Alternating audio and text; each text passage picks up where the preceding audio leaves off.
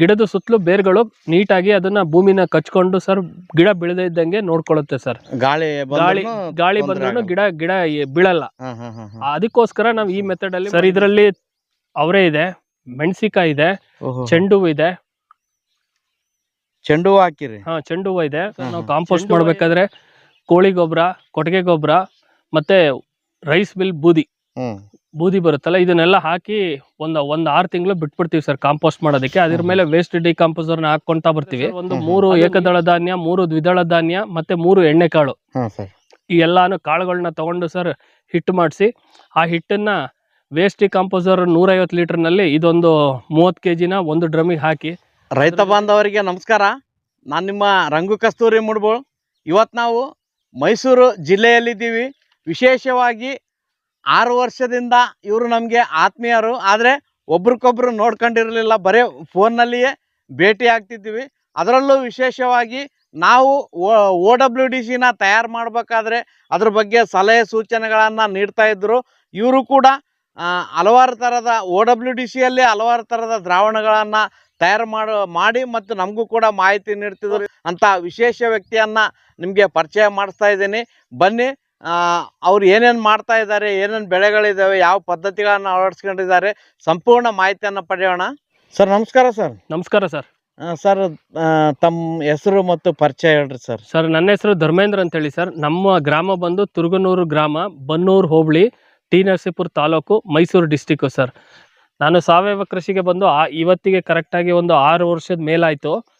ನಾನು ಫಸ್ಟು ಬಂದಾಗಿಂದನೂ ಇಲ್ಲಿ ತನಕನೂ ವೇಸ್ಟ್ ಡಿಕಂಪೋಸರ್ನಲ್ಲೇ ಏನೇನು ಕಲ್ಚರ್ ಮಾಡಬೇಕು ಅನ್ನೋದನ್ನು ತಿಳ್ಕೊಂಡು ಅದರಲ್ಲೇ ಮಾಡಿಕೊಂಡು ಬಾಳೆ, ತೆಂಗು, ಅಡಿಕೆ ಎಲ್ಲ ಬೆಳೀತಾ ಇದ್ದೀನಿ. ಕಬ್ಬುನು ಸರ್ ಟೋಟಲ್ ಆಗಿ ಎಷ್ಟು ಎಕರೆ ಹೊಲ ಇದೆ ಸರ್ ನಿಮಗೆ? ಸರ್ ನಮ್ಮದು ಒಟ್ಟು 8 ಎಕರೆ ಇದೆ ಸರ್. 8 ಎಕರೆ ಹೊಲದಲ್ಲಿ ಸಾವಯವದಲ್ಲಿ ಒಂದು 3.5 ಎಕರೆ ಮಾಡ್ತಾ ಇದೀವಿ ಸರ್. 3 ಎಕರೆ ಸಾವಯವದಲ್ಲಿ ಮಾಡ್ತಾ ಇದೀವಿ ಸರ್. ಮುಖ್ಯವಾಗಿ ಏನೇನು ಬೆಳೆಗಳು ಸರ್? ಸರ್ ಬಾಳೆ, ಸರ್ ಅವರೆ, ಚೆಂಡು ಹೂವು, ಸರ್ ಮತ್ತೆ ತೋಟದಲ್ಲಿ ತೆಂಗು, ಅಡಿಕೆ, ಜಾಯಿಕಾಯಿ, ಬಟರ್ ಫ್ರೂಟು, ಮೂಸುಂಬಿ, ಹಲಸು, ಮಾವು ಮತ್ತೆ ಮೆಕಡೋಮಿಯಾನ ಹಾಕಿದೀವಿ ಸರ್. ಒಂದು ಟ್ರಯಲ್ಗೆ ಅಂತೇಳಿ ಒಂದು 2 ಗಿಡ ಹಾಕಿದೀನಿ ಸರ್.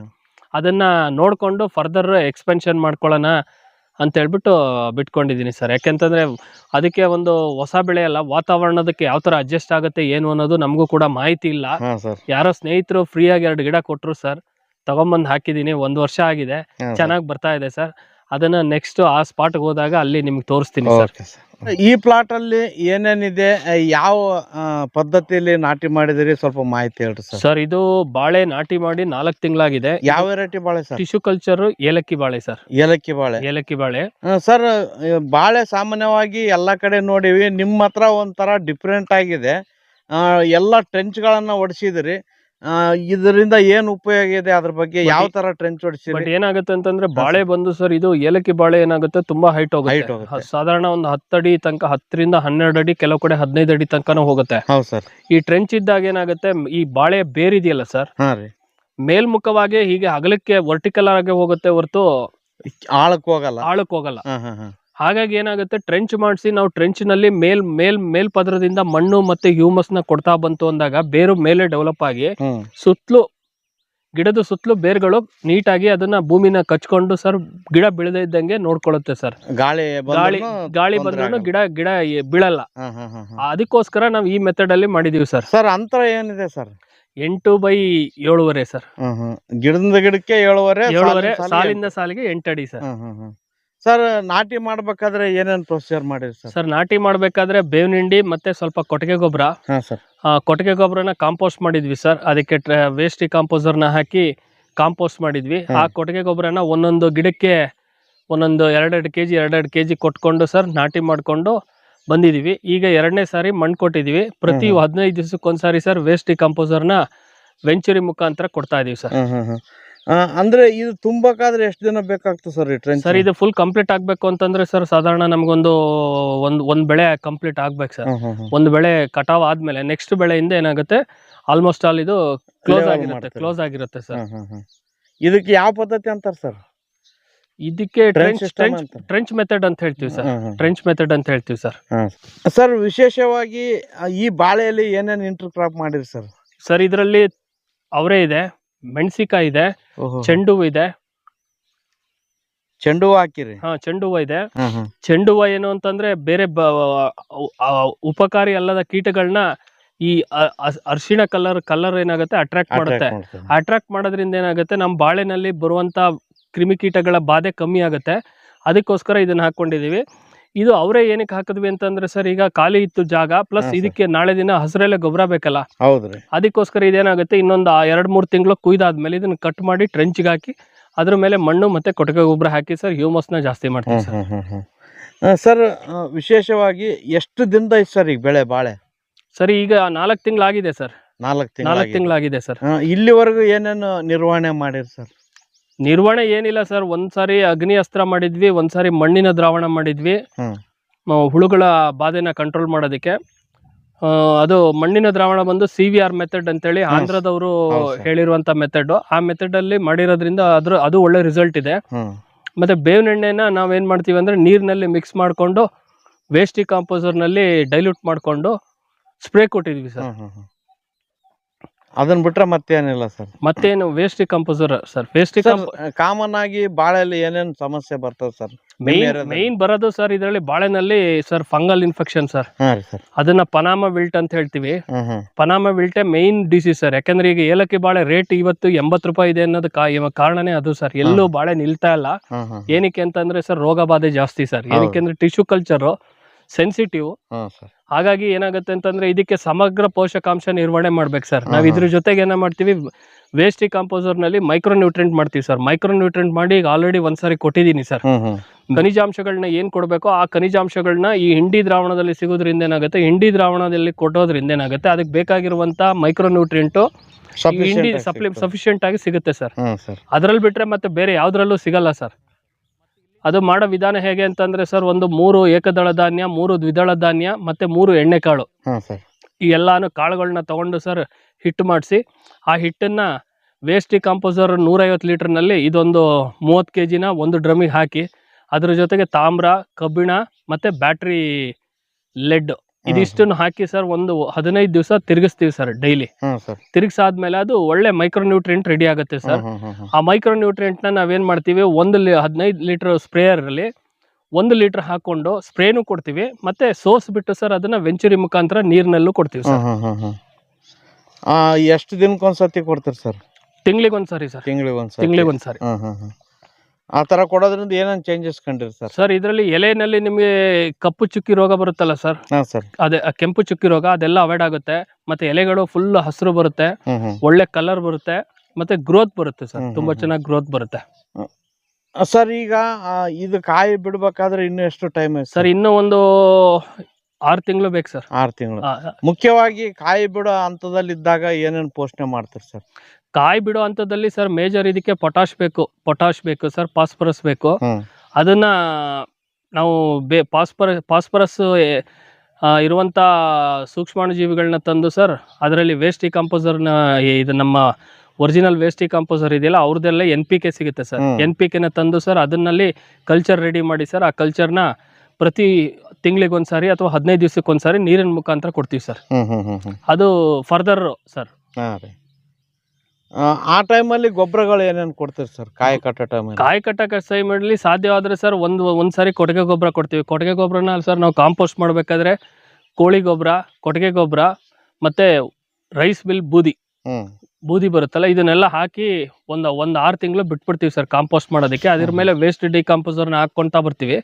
ಅದು ನೀಟಾಗಿ ಒಳ್ಳೆ ಟೀ ಪೌಡರ್ ತರ ಆಗಿ ಕಾಂಪೋಸ್ಟ್ ಆಗಿರುತ್ತೆ ಸರ್. ಅದನ್ನ ಒಂದೊಂದು ಗಿಡಕ್ಕೆ ಸರ್ ಒಂದೊಂದು 5 kg ಅಥವಾ 3 kg ತರ ಕೊಡ್ತೀವಿ ಸರ್. ಗಿಡ ಬೆಳವಣಿಗೆ ಇರೋದಕ್ಕೆ 3 kg ಕೊಡ್ತೀವಿ, ಬೆಳವಣಿಗೆ ಕಡಿಮೆ ಇರುವಂತದಕ್ಕೆ ಒಂದು 5 kg ಕೊಡ್ತೀವಿ ಸರ್. ಸರ್ ವಿಶೇಷವಾಗಿ ರೋಗಗಳಿಗೆ ಏನೇನು ದ್ರಾವಣಗಳು ತಯಾರು ಮಾಡಿ? ಅಗ್ನಿ ಅಸ್ತ್ರ ಮಾಡ್ತೀವಿ ಸರ್ ನಾವು. ಅಗ್ನಿ ಅಸ್ತ್ರ ಮಾಡಿ ಅಗ್ನಿ ಅಸ್ತ್ರ ಸ್ಪ್ರೇ ಕೊಡ್ತೀವಿ. ಮತ್ತೆ ಬೇವಿನ ಎಣ್ಣೆನ ತಂದು ಬೇವಿನ ಎಣ್ಣೆನಲ್ಲಿ ಸ್ಪ್ರೇ ಕೊಡ್ತೀವಿ ಸರ್. ಇದರಲ್ಲೇ ಕಂಟ್ರೋಲ್ ಆಗ್ತಾ ಇದೆ ಸರ್.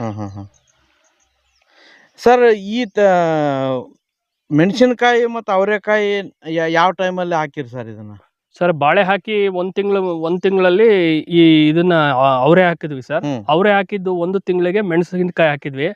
ಬಟ್ ಅದು ಮೆಣಸಿನಕಾಯಿ ಹಾಕಿರುವಂತ ಸೀಸನ್ ಕರೆಕ್ಟ್ ಇಲ್ಲದೆ ಇರೋದ್ರಿಂದ ಏನಾಗಿದೆ, ಗಿಡಗಳು ಮುಕ್ಕಾಲ್ ಭಾಗ ಹೋಗ್ಬಿಟ್ಟಿದೆ ಸರ್. ಹೋಗಿದೆ. ಉಳ್ಕೊಂಡಿರೋದು ಬರೀ ಕಾಲ್ ಭಾಗ ಅಷ್ಟೇ. ಹ್ಮ್, ಹ್ಮ್. ಬಟ್ ತೊಂದರೆ ಇಲ್ಲ ಸರ್. ಮೆಣಸಿನಕಾಯಿ ಇರೋದ್ರಿಂದ ಏನಾಗುತ್ತೆ, ನಮಗೆ ಕೆಲವೊಂದು ರೋಗಗಳ ಬಾಧೆ ಅವಾಯ್ಡ್ ಆಗುತ್ತೆ ಸರ್. ಹ್ಮ್, ಹ್ಮ್, ಹ್ಮ್. ಹಾಗಾಗಿ ಅದಕ್ಕೋಸ್ಕರ ಅಂತಾನೆ ಹಾಕಿದೀವಿ ಸರ್.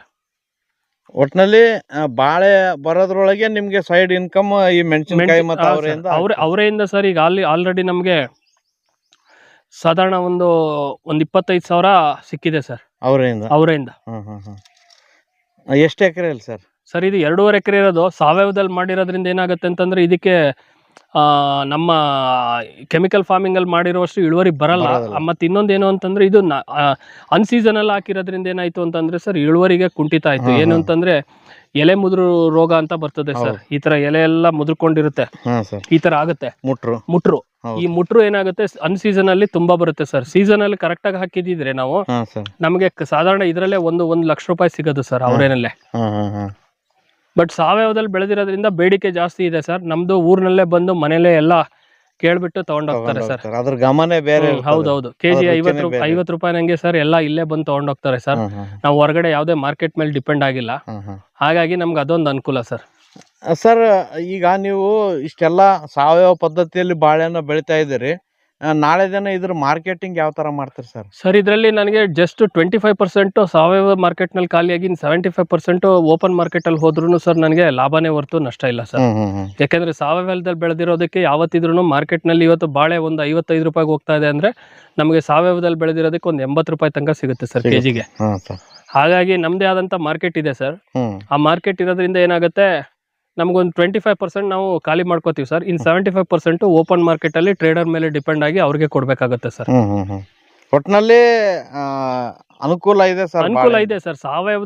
ಸಾವಯವದಲ್ಲಿ ಏನು ಅಂತಂದ್ರೆ ಸ್ವಲ್ಪ ಶ್ರಮ ಅನ್ನೋದು ಬಿಟ್ರೆ ಸರ್, ಇದರಲ್ಲಿರುವಷ್ಟು ನೆಮ್ಮದಿ, ಇದರಲ್ಲಿರುವಷ್ಟು ಸುಖ ನಮ್ಮ ಕೆಮಿಕಲ್ ಫಾರ್ಮಿಂಗ್ ಅಲ್ಲಿ ಇಲ್ಲ ಸರ್. ಯಾಕಂದ್ರೆ ಕೆಮಿಕಲ್ ಫಾರ್ಮಿಂಗ್ ಅಲ್ಲಿ ಏನಾಗುತ್ತೆ ಅಂತಂದ್ರೆ ನಾವು ಏನ್ ಹಾಕ್ತಾ ಇದೀವಿ, ಏನಾಗುತ್ತೆ ಅನ್ನೋದನ್ನೇ ನಾವು ಐಡೆಂಟಿಫಿಕೇಶನ್ ಮಾಡೋಕ್ಕಾಗಲ್ಲ ಸರ್. ಮತ್ತೆ ಕೆಮಿಕಲ್ ಫಾರ್ಮಿಂಗ್ ಅಲ್ಲಿ ಇವತ್ತು ಹಾಕಿದ್ರೆ ಸರ್, ಇನ್ನೊಂದು 15 ದಿನದ ತನಕ ಅದ್ರ ಪವರ್ ಇರುತ್ತೆ. 15 ದಿನ ಆದ್ಮೇಲೆ ಸಡನ್ ಆಗಿ ಪವರ್ ಕಡಿಮೆ ಆಗುತ್ತೆ, ನ್ಯೂಟ್ರಿಷನಲ್ ಡೆಫಿಷಿಯನ್ಸಿ ಬರುತ್ತೆ. ಬಟ್ ಸಾವಯವದಲ್ಲಿ ನಿಮಗೆ ರಿಸಲ್ಟ್ ಸ್ವಲ್ಪ ಲೇಟ್ ಆದ್ರೂ long standing sir result. Sir ಮುಖ್ಯವಾಗಿ ಬಾಳೆ ಕೃಷಿ ಮಾಡ್ಬೇಕಾದ್ರೆ ಏನೇನು ಜಾಗ್ರತೆಗಳು ತಗೋಬೇಕು ಸರ್? ಫಸ್ಟ್ ಮಾಡೋಕ್ಕಿಂತ ಮುಂಚೆ ಮಳೆ ಸ್ಟಾರ್ಟ್ ಆಗೋಕ್ಕಿಂತ ಮುಂಚೆ ಏನಾಗುತ್ತೆ, ಹಸಿರೆಲೆ ಗೊಬ್ಬರ ಬಹಳ ಮುಖ್ಯ ಸರ್. ಹಸಿರೆಲೆ ಗೊಬ್ಬರ ಅಂತಂದ್ರೆ ನಾವು ನವಧಾನ್ಯಗಳನ್ನ ಸರ್ ಚೆಲ್ಲಿ 40-45 ದಿವಸಕ್ಕೆ ಅದು ಹೂ ಬರುತ್ತೆ ಸರ್. ಹೂ ಬಂದಾಗ ರೋಟ್ರಾವೇಟರ್ ಹೊಡಿಸಿ ಭೂಮಿಗೆ ಸೇರಿಸ್ತೀವಿ ಸರ್.